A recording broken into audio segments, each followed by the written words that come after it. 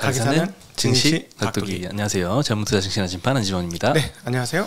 각도기 각상들입니다. 네, 오늘도 외국인들의 매수가 이어졌고요.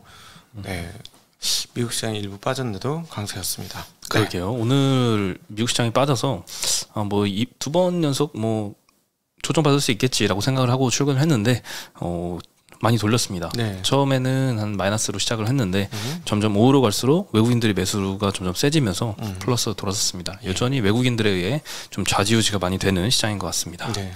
오늘 코스피는 0.5% 올랐고요. 코스닥은 0.16% 올랐습니다. 코스닥이 거의 마이너스 0.8%? 뭐 그때까지 마이너스 1% 가까이 떨어졌었는데 거기서부터는 많이 올린 편인 것 같아요. 시초가 시장에서는 힘이 별로 없었어요. 1100 종목 넘게 빠졌거든요. 그리고 뭐 거래소도 굉장히 많이 빠졌고 3분의 2가 훨씬 넘게 빠지다가 시작한 하루였습니다. 네, 오늘 외국인들이 코스피에서 5,700억 정도 순매수가 들어왔습니다. 특히 이제 삼성전자가 혼자 3,000억 정도 외국인이 많이 샀습니다. 하이닉스 또한 170억 사면서 반도체 계속 매수를 해가고 있고요. 원달러 환율은 1232원입니다. 많이 안정이 됐네요. 올 들어 최고가 가치로. 네, 원화 강세가 계속 이어지고 있습니다. 업종별로는 의료정밀 섹터가 제일 강했습니다. 덴티움이 8.5%나 올랐고요. 덴티움이 오른 거 보면 당연히 뭐 오스템 임플란트, 덴티스, 바테 뭐 이런 치과 관련된 업체들 다 올랐겠죠. 통신 섹터가 두 번째로 많이 상승을 했고요. 1.6% 올랐습니다. KT가 3%, LGU 플러스가 1% 상승을 했습니다. 보험 섹터가 요즘 좀 반등을 좀 빠르게 하고 있어요. 한때 이제 은행주가 굉장히 강할 때 좀 소외되는 움직임이 있었는데 은행주가 조금 쉬고 있는 상황에서 보험주가 좀 치고 올라가고 있습니다. 네. 얼마 전에도 말씀드렸다시피 보험사에서도 신용대출을 하는데 이 최고금리가 10%에서 막 13%까지 막 나오는 회사들이 있어요. 특히 뭐 KB손보, 흥국과제 이런 데는 거의 뭐 13%에 육박한 상황입니다. 보험사도 오늘 좀 많이 올랐고요. 전기가스업이 그 다음으로 올랐습니다. 서울가스, 삼천리 여기는 다 2%대씩도 상승을 했는데 신고가입니다. 오늘이 계속 신고가를 쓰고 있습니다. 그리고 전기전자 섹터에서는 삼성전자가 1.8% 상승, 하이닉스가 0.5% 상승하면서 반도체 대형주들이 좀 많이 올랐고 반면에 소부장 섹터들은 오늘 조금 약했습니다. 네, 그리고 제일 많이 떨어졌던 건 비금속 광물 섹터에서 포스코 케미칼이 5%나 하락을 했습니다. 오늘 2차전지 섹터들 좀 다 같이 별로 좋지 않았고요. 네. 운수장비 섹터는 뭐 자동차 부품주도 있고 여기 뭐 방산도 있고 조선주들도 있는데 골고루 한 1%대, 2%대 정도 다 골고루 떨어졌습니다. 네. 일단 임플란트주들 먼저 이야기를 해봐야 될 것 같은데 VBP 제도가 입찰 결과가 이제 나온 후부터 많이 심리가 돌아선 것 같습니다. 중국 VBP가 예전에는 악재로 인식을 했었는데 이제는 호재로 조금 인식을 다들 변화 좀 시킨 것 같아요. 1월 11일 날 VBP 결과 발표가 있었는데 그때 당시에 오스템 임플란트가 1등을 했고요.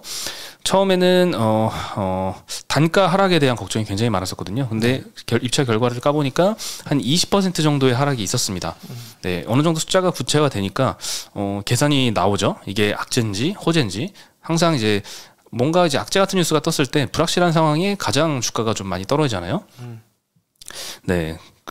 그리고 판매량 증가가 이 단가 손실을 훨씬 커버할 것이다. 그래서 결국에는 호재로 인식을 많이 하게 됐고요. 쉽게 얘기하면 임플란트가 보험된 거랑 비슷한 거 아니에요? 그렇죠. 네. 더 이제 중국 사람들 입장에서도 많이 단가가 내려왔으니까 유럽 업체들 제품은 한 40%까지 더 떨어지는 경우가 있었고 물론 이게 전체 시장을 대변하지는 않습니다. 이 VBP가 이제 국영에서 하는 하는 거 따로고 민간에서 하는 거 따로니까요. 네, 근데 이제 중국 임플란트 업체 비중이 8.4% 정도 입찰 결과 나왔고요. 네, 그래서 사실상 국내 업체들의 좀 수혜가 가장 커 보입니다. 한국 업체, 중국 국내 업체 아니고. 그리고 뭐 경쟁력도 굉장히 브랜드 경쟁력도 굉장히 좋은 것 같아요. 중국 정부에서 현지 치과를 대상으로 설문조사를 했는데 47%가 오셈 임플란트 제품을 쓰겠다라고 답변을 했었고요. 뭐 전체 시장이 얼마나 성장성이 있는가를 봐도 국내는 임플란트 식림률이 5% 정도인데 중국은 0.25%밖에 안 됩니다. 그래서 이제 막 커지기 시작하는 상황이라서 향후 장기 성장성도 굉장히 커 보입니다. 오늘 뭐 덴티움, 오스템 임플란트 이런 데는 8%대, 7%대 올랐고요. 덴티스, 디오 마찬가지네요. 6, 7%씩 상승을 했고 뭐 오늘 원텍, 레이언스, 루트로닉, 인터로조, 클래시스 다 의료기기 관련주들도 전반적으로 다 같이 올랐습니다. 네, 그리고 반도체 이야기인데요. 삼성전자가 직접적으로 반도체 캐펙스 컷 이야기는 안 하고 있지만 간접적인 감산 효과는 2분기부터 반영이 될 것이다. 이런 전망이 나오고 있습니다. 오늘 KB증권에서 나왔는데요. 뭐 하이닉스, 마이크론, 키옥시아 이런 반도체 업체들은 작년 4분기부터 시행한 직접적인 감산 노력이 당연히 반영이 빨리 될 거고요. 네.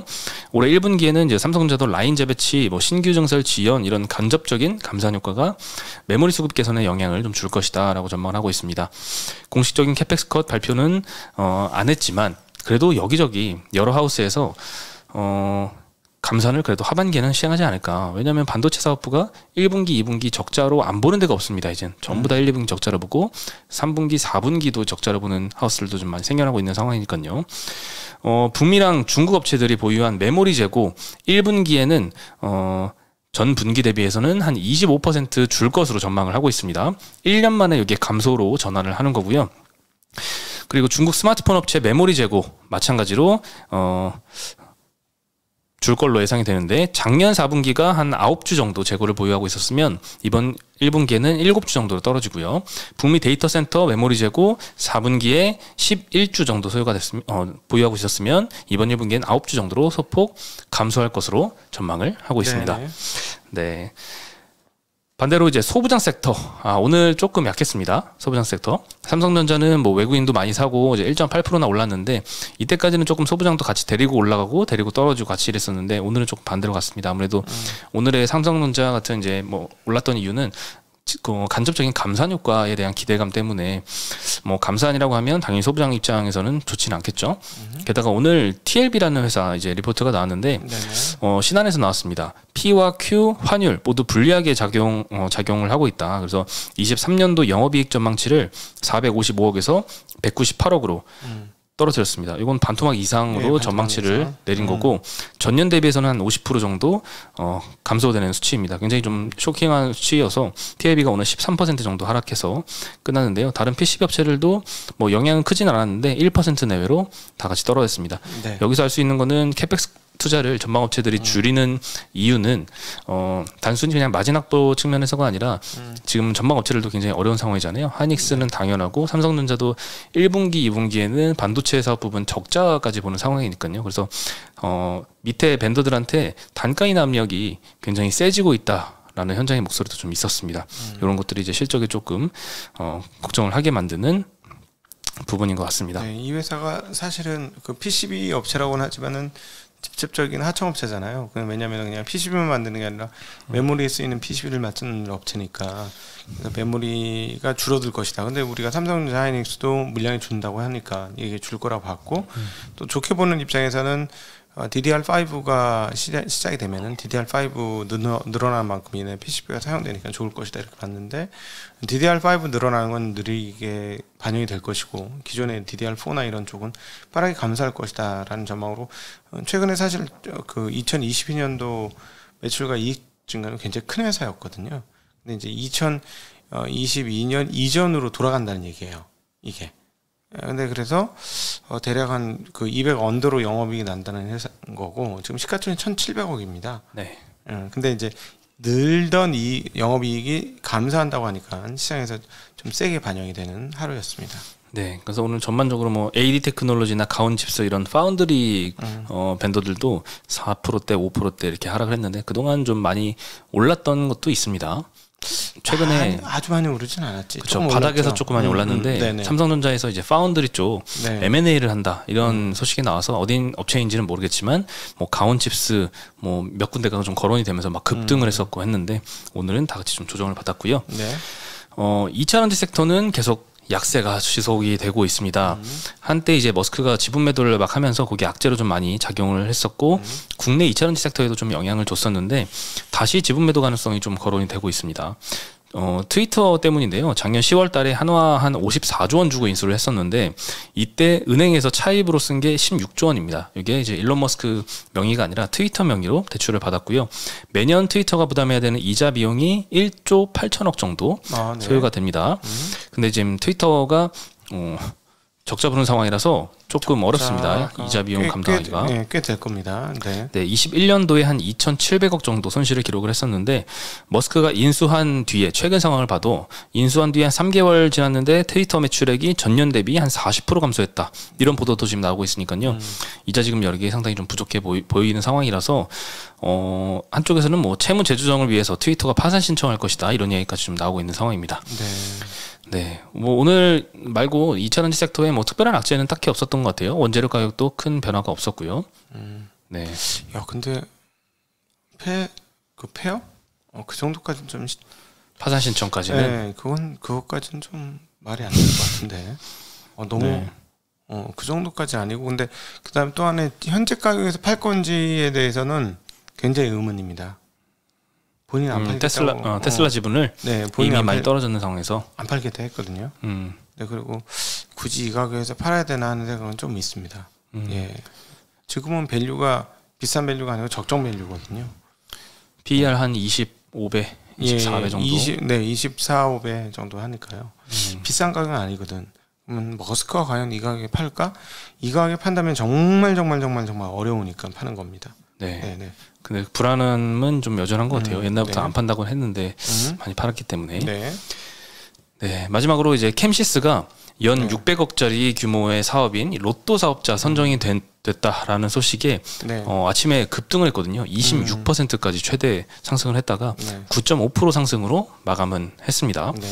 이 로또 사업자는 저도 잘 몰랐는데 한번 찾아보니까 조달청에서 입찰을 받았어요. 그래서 여러 업체들이 입찰을 했는데 캠시스가 1위로 선정이 됐고요. 네. 24년부터 5년 동안 이 로또 사업을 이제 맡게 됩니다. 운영을 하는데 이 캠시스는 뭐 카메라 업체, 뭐 전기차도 조그만 거 만들고 이런 회사인데 왜 갑자기 로또 사업을 하지? 했는데 역대 로또 사업을 했던 기업들을 보니까 좀 의외의 기업들도 굉장히 많았던 것 같아요. 일단 2008년부터 2018년까지 담당했던 이게 2기랑 3기를 담당했던 거거든요. 이번에 캠시스가 5기를 맡는 거고요. 그때 당시에는 나눔로또라는 회사가 사업을 맡았는데 맞아, 나눔이라는 게 있었어. 네, 예. 그때 요 나눔로또가 지분을 누가 갖고 있냐? 유진 기업 LG CNS가 갖고 있습니다. 공동 운영을 했고, 그다음에 4기 2019년부터 23년도까지 운영할 회사는 동행복권이라고, 여기는 제주반도체, 한국전자금융, S넷시스템, 뭐 IT 업체들, 반도체 업체들, 그리고 뭐 시멘트 업체들, 이런 업체들이 좀 다 사업을 영위를 했었어요. 네. 근데 연매출은 한 600억 정도가 소요가 됩니다. 최근에 이 4기 담당했던 이 동행복권의 매출액만 봐도 그 정도는 나올 것 같고요. 네. 다만 이게 캠시스한테 얼마나 도움이 될 거냐는 이익을 얼마나 가져다 줄 것이냐를 파악을 해봐야 되잖아요. 보니까 이 2기, 3기 담당했던 데는 연 20억 정도 평균적으로 순이익을 좀 기록을 했고, 4기 담당했던 동행복권은 연 10억 정도 순이익을 받았습니다. 그래서 수익 규모 자체는 그렇게 크진 않네요. 네, 아주 작습니다. 이게 영업이익률 기준으로도 한 4%에서 한 5%? 이 정도 나오는 사업이어서 그렇게 크진 않습니다. 그래서 캠시스가 영업이익이 뭐 10억 나오는 회사인데 여기 10억이 애드가 되면, 이 10억, 20억이 애드가 되면 굉장히 큰 영향을 주겠지만 영업이익 평상시에는 100억, 150억 내던 회사이거든요. 그래서 뭐 기존의 뭐 사업 대비해서 이렇게 큰 규모의 사이즈는 아닐 것 같다. 그래서 그렇지. 이 회사 전기차도 해요.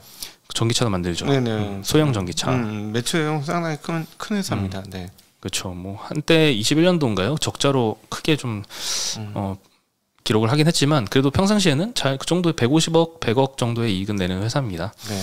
네, 그래서 뭐 한 번의 이벤트 정도로만 봐도 될 것 같습니다. 네. 네, 오늘 소식은 여기까지고요. 저희는 내일이 연휴 직전 마지막이네요. 설날 전 마지막이죠. 네. 네. 설날에 저희가 아마 같이 모였던 그 모임 관련된 영상도 나갈 것 같습니다. 알겠습니다. 네네. 네, 내일은 쪽지게님이 네. 담당을 해주실 겁니다. 내일 인사드리겠습니다. 안녕. 안녕.